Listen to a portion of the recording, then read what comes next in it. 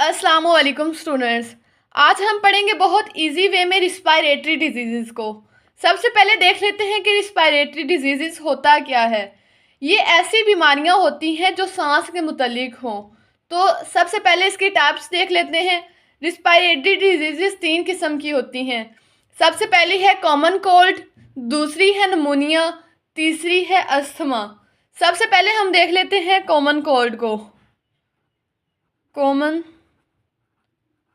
Cold को यानी कि आम जो सर्दी लग जाती है। इस सर्दी में क्या होता है कि हमारे रिस्पायरेटरी सिस्टम जो है वो इन्फेक्ट हो जाता है, उसमें इन्फेक्शन हो जाता है। और ये जो है ये वायरस से फैलने वाली बीमारी है, इसकी वजह से इसे वायरल इन्फेक्शन कहते हैं। It is viral infection.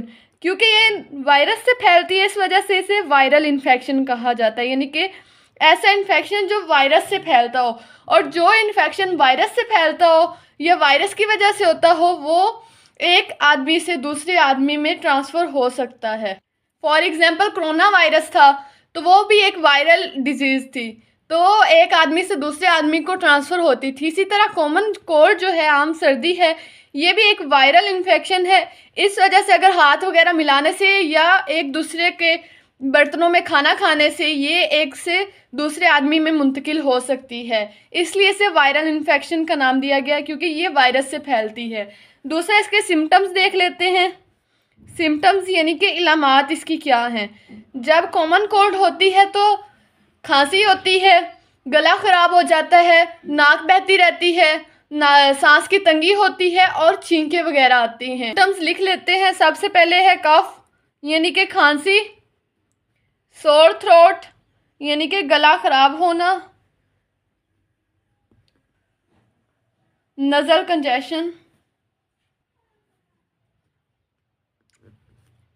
यानी कि नाक का तंग हो जाना, और रनिंग नोज़ नाक का बहना, एंड स्नीजिंग। स्नीजिंग होता है छींके आना बार बार। यानी कि टाइप्स इसके सिम्टम्स में आ गई खांसी, खराब गला, नाक का तंग हो जाना, बहती नोज़ और छींके वगैरह।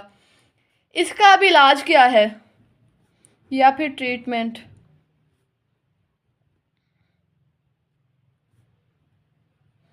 इसका कोई ख़ास इलाज, इसके लिए कोई ख़ास मेडिसिन नहीं होती कॉमन कोल्ड के लिए।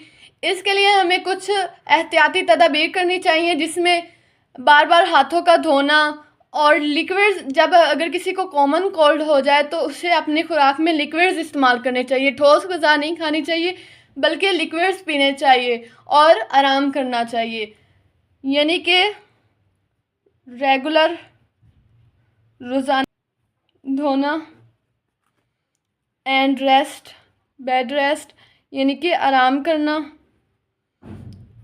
एंड यूज़ ऑफ लिक्विड्स यानी कि मशरूबात को इस्तेमाल करें। और अगर ये कॉमन कोल्ड आपको मुसलसल हो रही है, ठीक ही नहीं हो रही, तो फिर अपने डॉक्टर से मशवरा करना चाहिए। फिर जैसे डॉक्टर कहे उसकी हदायत के मुताबिक अमल करना चाहिए। दूसरी रिस्पायरेटरी डिजीज़ है निमोनिया।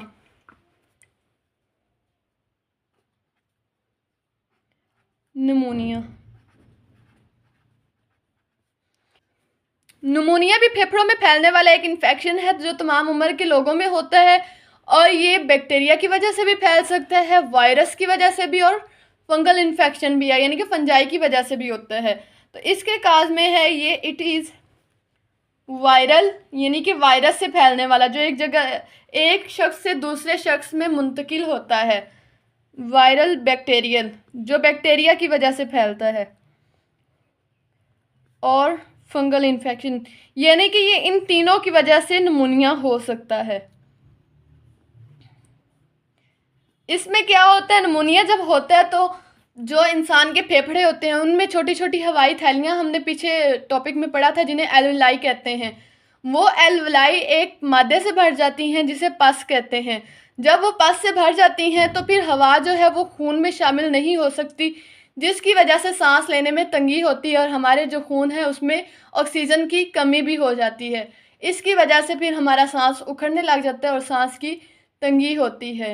यानी कि जो एल्विलाई है वो is filled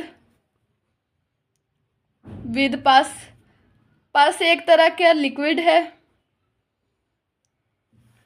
which causes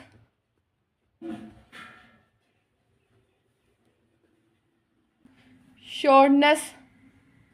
shortness का मतलब होता है तंगी ऑफ ब्रीथ, यानी कि सांस की तंगी, क्योंकि हमारे जो फेफड़े हैं उनमें पस भर चुकी होती है जिसकी वजह से हम आसानी से सांस नहीं ले सकते और उसकी वजह से फिर हमें निमोनिया हो जाता है। आगे है निमोनिया का ट्रीटमेंट, यानी कि इसका इलाज क्या है। निमोनिया में एंटीबायोटिक्स दी जाती हैं, एंटीबायोटिक्स जो बैक्टीरिया वगैरह को किल करने में मदद देती हैं और ये डॉक्टर पेशेंट को देखते हुए उसे एंटीबायोटिक्स देता है। और इसकी चंद एहतियाती तदाबीर भी हैं जिसमें बार बार हाथ धोना होता है ताकि जरासीमों से बचा जा सके।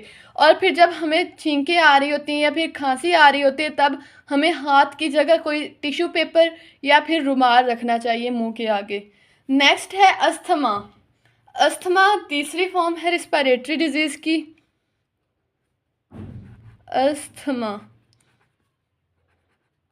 ये एक एलर्जिक रिएक्शन है। ये भी सांस की तंगी होती है, लेकिन ये किसी पोलन, जैसे फूल के अंदर पोलन ग्रेन्स होते हैं उनकी वजह से या फिर मिट्टी की वजह से या फिर कुछ को परों से एलर्जी होती है। ये किसी ना किसी चीज़ की वजह से, किसी मादे की वजह से एलर्जी होती है इसमें।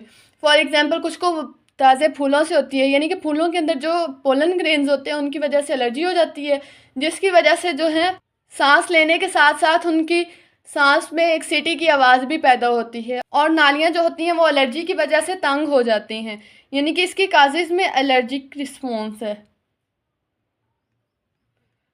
एलर्जिक रिस्पॉन्स टू सब्सटेंसेस, मादे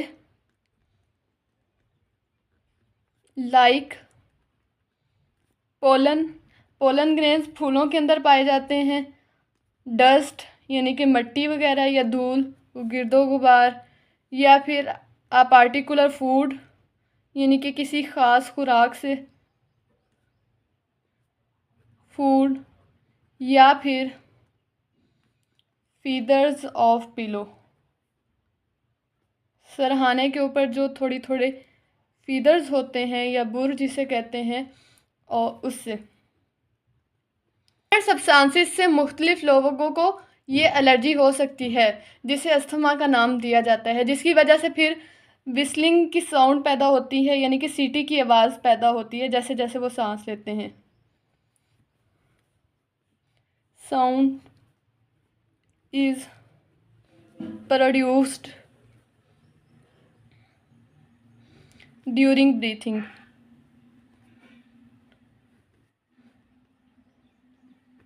यानी कि जब वो सांस लेते हैं तो उसके साथ साथ सीटी की आवाज़ भी आती है। और ये अस्थमा का अब ट्रीटमेंट देखते हैं कि इसका ट्रीटमेंट क्या है। इसके ट्रीटमेंट में यही आता है कि ये जिन जिन चीज़ों से जिसको एलर्जी है वो उससे अवॉइड करे, यानी कि वो अपने आप को सेफ़ रखे उनसे, पोलन वगैरह से, हाउस होल्ड डस्ट वगैरह से, या फिर जो परों वगैरह से, या जिस चीज़ से भी उसे एलर्जी है उससे वो अवॉइड करे, उससे बचे, तो फिर ये अस्थमा से भी बचा जा सकता है। इसके ट्रीटमेंट में यही है, अवॉइड योरसेल्फ, अपने आप को बचाएं, फ्रॉम पोलन, डस्ट या फिर फीदर्स, यानी कि जिससे जिस शख्स को एलर्जी है उस मादे से वो बचे। दोबारा से देख लेते हैं कि आज के लेक्चर में हमने क्या पढ़ा। सबसे पहले हमने देखा कि रिस्पायरेटरी डिजीज़ 3 तरह की होती हैं जिनमें कॉमन कोल्ड, निमोनिया और अस्थमा है।